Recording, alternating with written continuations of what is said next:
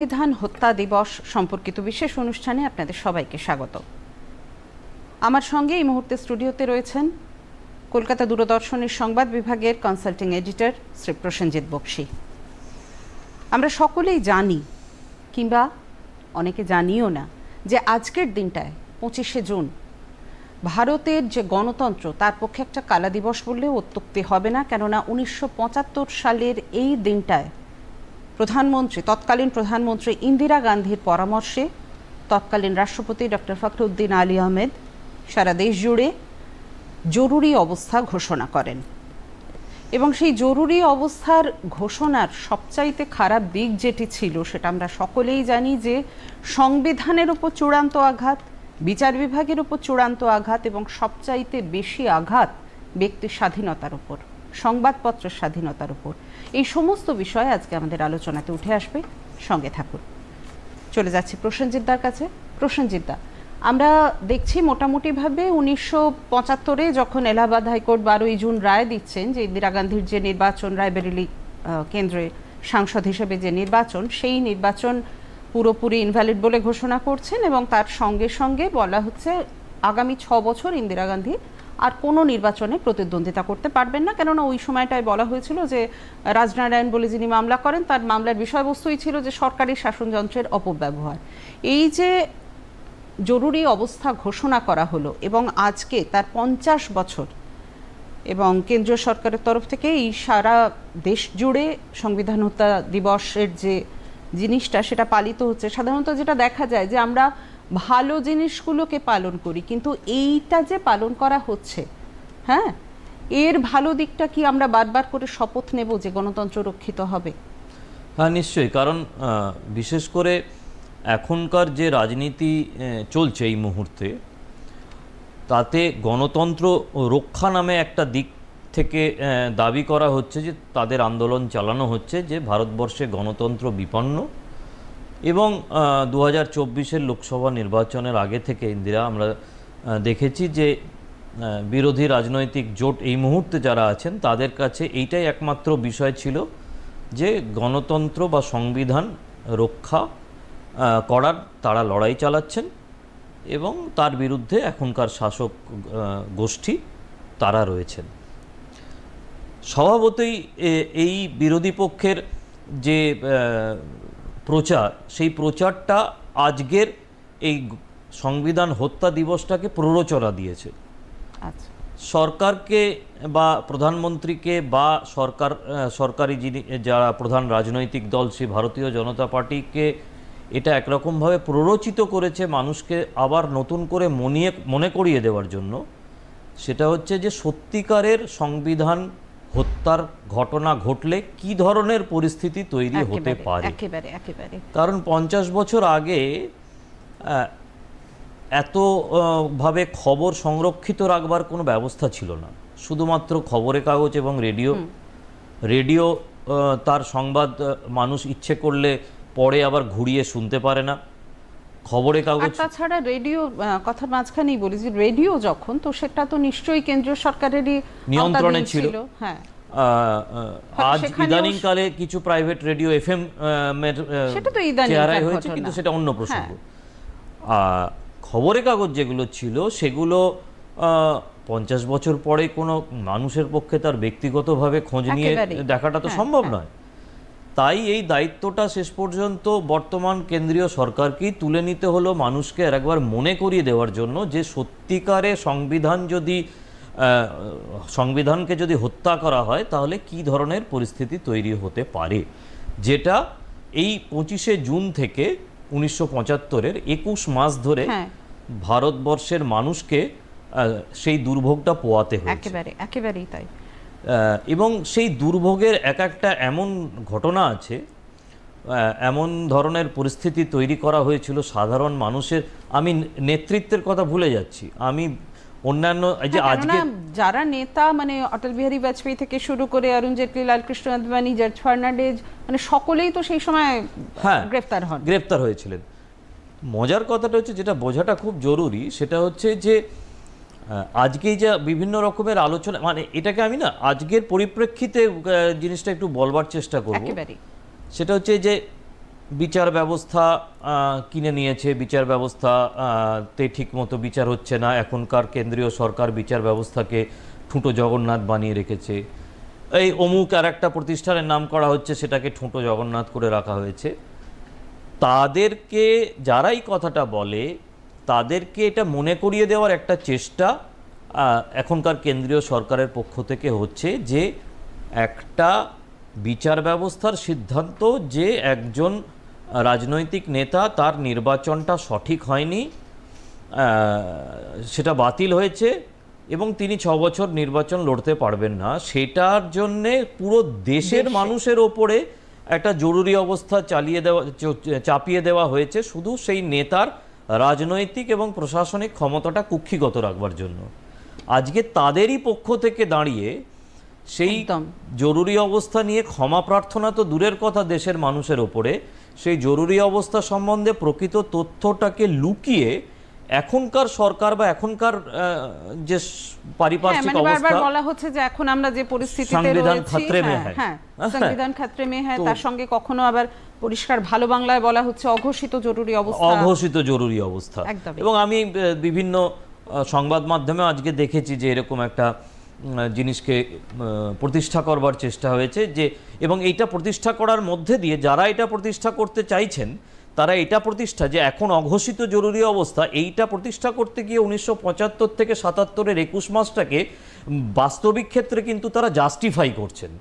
হ্যাঁ, মজাটা হচ্ছে সংবাদপত্রের, মানে এক্ষেত্রে খালি একটাই কথা বলার যে আসলে এখন তো ওই টিআরপি, বিক্রি, এগুলোর ওপর নির্ভর করে তো ম্যাক্সিমাম জিনিসই চলছে। তো সংবাদপত্রগুলোও কি কোথাও এই ব্যাপারটা চলে এসেছে যে প্রতিষ্ঠান বিরোধিতা মানেই আমার টিকে থাকার অন্যতম হাতিয়ার, হয়তো সেই জায়গা থেকেও করতে পারে না, কিন্তু মানুষকে এটা জানতে হবে যে শিল্পীকে গান গাইতে দেওয়া হয়নি, একদম কোনো অভিনেতাকে সিনেমা থেকে বার করে দেওয়া হয়েছে তার নির্দিষ্ট কোনো একটা মানসিকতা প্রকাশ পেয়ে গেছে বলে, সাংবাদিকদের গ্রেফতার করে জেলের ভেতরে পোড়া হয়েছে, আজকে যারা সাংবাদিক গ্রেফতার হয়েছেন, যার না সাংবাদিক লাখের ওপর হননি, সাংবাদিক প্রায় সব মিলিয়ে সাংবাদিক প্রায় 200 জন সাংবাদিক গ্রেফতার হয়েছিলেন। পশ্চিমবঙ্গের 2 জন সাংবাদিক ছিলেন, ইনফ্যাক্ট 3 জন সাংবাদিক ছিলেন, কিন্তু তার মধ্যে একজন সাংবাদিক হিসাবে গ্রেপ্তার হননি, তিনি রাষ্ট্রীয় স্বয়ংসেবক সংঘের একজন কার্যকর্তা হিসাবে গ্রেপ্তার হয়েছিলেন, কিন্তু তিনি পেশাতে সাংবাদিকই ছিলেন। এবং যারা যারা গ্রেপ্তার হয়েছিলেন তারা 3 জনই মারা গেছেন, গৌরকিশোর ঘোষ, বরুণ সেনগুপ্ত এবং তৃতীয় যে ব্যক্তির কথা বলছি অসীম কুমার মিত্র। এখন আমি যেটা বলতে চাইছি সেটা হচ্ছে যে যতক্ষণ না মানুষ, সেই 50 বছর হয়ে গেছে, 2টো জেনারেশন এসে গেছে, অত তথ্য আমাদের সামনে নেই, সেই সুযোগে যদি একটা চরম কালিমালিপ্ত সময়ের মিথ্যে বর্ণন নতুন প্রজন্মের কাছে করা হয়, তাহলে সেটা তো যারা ইতিহাস নিয়ে কাজকর্ম করে এবং যারা দাবি করেন যে ইতিহাসের সত্যটাই একমাত্র বিষয়, সেই জন্য এখন যা যা ইতিহাস আমরা পড়ছি সবই সত্যি, মিথ্যে কিচ্ছু নয়, তো তাদের অন্তত 50 বছর আগের যেগুলো এখন উইকিপিডিয়াতে দেখা যায়, সেগুলো যদি তারা পড়ে দেখে তাহলে দেখবে যে জানতে পারা যাবে, অবাক হয়ে যাবেন যে পিআইবি আমাদের এখনকার সহযোগী প্রতিষ্ঠান, আমরা যেহেতু সরকারি জায়গাতে কাজ করছি, তখনও পিআইবি সরকারি প্রতিষ্ঠান ছিল, সেই পিআইবিতে বিভিন্ন রাজ্যে শহরে মানুষ বসিয়ে রাখা হয়েছিল, প্রত্যেক দিন সন্ধ্যাবেলাতে, যেহেতু খবরের কাগজ রাত্রিবেলা ছাপা হয়,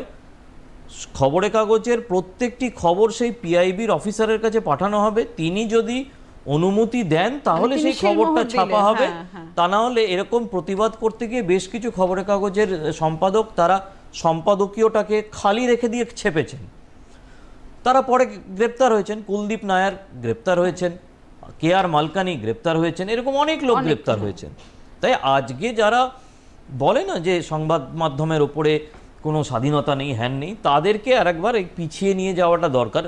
এটা নয় যে তখন সেটা হয়েছে বলে এখন কিছু হলে সেটা জাস্টিফাইড না, সেটা না, কিন্তু মানে তখন কি হয়েছিল সেটার বোধহয় একটা প্রকৃত বর্ণনা এখন করার একটা দায় বোধহয় সেটা বর্তমান যুগে যারা সাংবাদিক তাদের মধ্যেও মানে বর্তায়, কেননা ইতিহাসের বিকৃতি ঘটানো খুব সহজ, আবার এটাও ঠিক যে সত্যিকারের যে ইতিহাস সেটা তুলে ধরার দায়ও কিন্তু অনেকটাই ধরুন সংবাদ মাধ্যমগুলোর কাছে বা কি, মানে প্রকৃত সত্যটা প্রচারের যে বিষয়টা, প্রকৃত সত্য সংবাদ মাধ্যমে আসা উচিত, এটা যখন দাবি করা হয় তার সেই সঙ্গে এটা মনে রাখা উচিত যে প্রকৃত সত্য এক একটা সময় এতটাই কটু হয় না, একেবারে সেইটা সাহস থাকলে সেই সত্যটা নিয়ে প্রকাশ করাটা সেটা একটা চ্যালেঞ্জ সংবাদ মাধ্যমের কাছে। আজকে সংবাদ মাধ্যমের একটা অংশের কাছে কিন্তু এটা চ্যালেঞ্জ যে 1975-এর 21 মাস, 75 থেকে 77-এর 21 মাস কি ধরনের তাণ্ডব চলেছে ভারতবর্ষে সংবাদ মাধ্যমের উপরে, সেইটা সঠিকভাবে আজকের যুগে যারা প্রজন্মের পাঠক বা দর্শক তাদের কাছে তুলে ধরা, সেটা তুলে ধরতে গিয়ে হয়তো আজকে যারা মনে করছেন যে কি যেন কিসের একটা জরুরি অবস্থা, অঘোষিত জরুরি অবস্থা, অঘোষিত জরুরি অবস্থার ঘোষিত জরুরি অবস্থার মধ্যে একেবারে পার্থক্যটা কি, তখন তারা কিন্তু লজ্জিত হবেন যারা এটাকে অঘোষিত জরুরি অবস্থা বলে চালানোর চেষ্টা করছে। এবার একটু ওর সঙ্গে সঙ্গে এতক্ষণ আমরা সংবাদপত্র বা মিডিয়ার কথা বলছিলাম, তার সঙ্গে একটা জিনিস, শুধু তো মিডিয়া না, মানুষের সার্বিক অধিকারই সেই সময় পুরোপুরি হরণ করা হয়েছিল।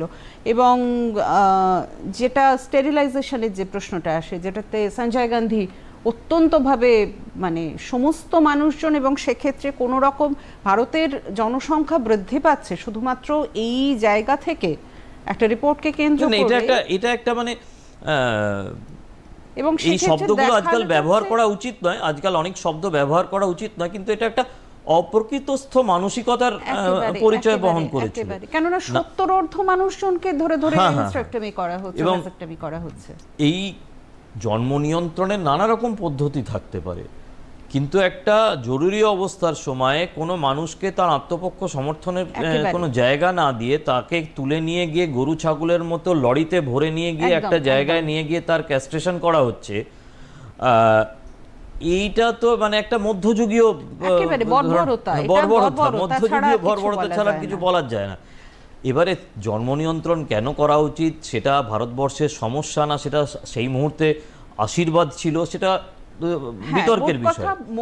কিন্তু এটা এরকম ভাবে করা যায় না, একেবারে চূড়ান্ত অধিকার হরণ। মানে চিকিৎসা বিজ্ঞানের ক্ষেত্রেও বেসিক বোধহয় এটা যে যাই করা হোক না কেন সেটা মানুষের সম্মতির পর করতে হবে। আচ্ছা, সময়টা আমাদের খুবই কম, আর খুব অল্প সময় আছে। পশ্চিমবঙ্গের কথায় আসি। হ্যাঁ, বর্তমান মুখ্যমন্ত্রী, তিনি বলা হয়ে থাকে যে ওই সময়টা উনি, সোমেন মিত্র এবং সুব্রত মুখার্জি, এই তিনজনে মিলে সবচাইতে বেশি বেনিফিশিয়ারি ছিলেন। তো এখন মমতা বন্দ্যোপাধ্যায় বলছেন যে গণতন্ত্র হত্যা দিবস বা সংবিধান হত্যা দিবসেরও উনি বিরোধিতা করছেন। এই বিষয়ে না, প্রথমে তো একটা জিনিস, বর্তমানের পশ্চিমবঙ্গের মুখ্যমন্ত্রী বলছেন যে তিনি সেই সময় ছোট ছিলেন। এখন মুশকিলটা হচ্ছে জয়প্রকাশ নারায়ণের, তো যে জয়প্রকাশ নারায়ণের গাড়িতে উঠে নাচানাচি করার মতো বড় তিনি হয়ে গেছিলেন। এক, 2 নম্বর হচ্ছে যদি খুব বেশি হিসেবের মধ্যে না গিয়ে সাধারণভাবে তার যে হুজ হু আছে পার্লামেন্টের বা অ্যাসেম্বলির বা তার যে সমস্ত এপিডেপিড আছে সেসব থেকে দেখা যায় যে তাহলে তিনি সেই সময় কিন্তু মানে সদ্য যৌবন প্রাপ্ত করেছেন, বালিকা বা না বোঝার মতো কোনো জায়গায় ছিলেন না। এবং তিনি রাজনীতিটা তখন অলরেডি করতে শুরু করেছেন, ছাত্র রাজনীতি হোক বা যুব রাজনীতি হোক তিনি করতে শুরু করেছেন। এবং তিনি সেই ব্যবস্থার মধ্যে, যেটাকে ইংরেজিতে আমরা বলতে অভ্যস্ত সিস্টেম, সেই সিস্টেমের মধ্যেই ছিলেন, যে সিস্টেম ভারতবর্ষের উপরে জরুরি অবস্থা চাপিয়েছিল এবং তার যাবতীয় ফায়দা যদি কিছু থেকে থাকে তাহলে সেটা তিনি করেছিলেন, ভোগ করেছিলেন। মজার কথাটা হচ্ছে যে তিনি সেই সময় সেটা ভোগ করেছেন, যেটা ভারতবর্ষের সবচেয়ে কলঙ্কিত সময়। আবার আজকে তিনি ভারতবর্ষের এই সাধারণ পরিবেশটাকে বলছেন যে অঘোষিত জরুরি অবস্থা।